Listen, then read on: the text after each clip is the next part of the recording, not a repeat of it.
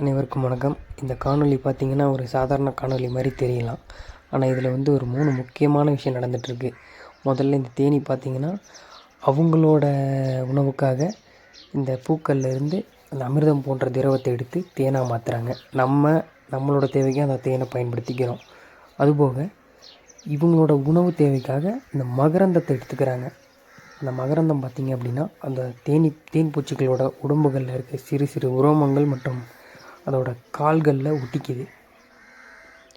இந்த மகரந்தத்தில் புரதம் அதிகமாக இருக்கனால தேனீக்களோட புழு பருவத்துக்கு உணவாக பயன்படுது. அடுத்து மிக முக்கியமான வேலை என்ன நடக்குதுன்னு பார்த்திங்கன்னா, இந்த தாவரத்தில் வந்து மகரந்த சேர்க்கை நடைபெறுதுங்க. அதாவது இந்த உலகத்தில் இருக்க பயிர்களில் 3ல் 1 பங்கு 33லேருந்து 35% பார்த்திங்க அப்படின்னா இந்த தேனீக்களோட மகரந்த சேர்க்கை மூலமாக தான் உணவு உற்பத்தி நடக்குது. அதனால் இந்த தேனீக்கள் வந்து உணவு உற்பத்தியில் எவ்வளோ முக்கிய பங்கு வகிக்குதுன்னு நம்ம புரிஞ்சுக்கணும். இப்போ இந்த செடி பார்த்திங்கன்னா நம்ம வீட்டுக்கு முன்னாடி இருக்க கடுகு செடி. இதில் எந்த அளவுக்கு விதைகள் வந்து உற்பத்தி ஆகிருக்குன்றது நீங்களே பாருங்கள்.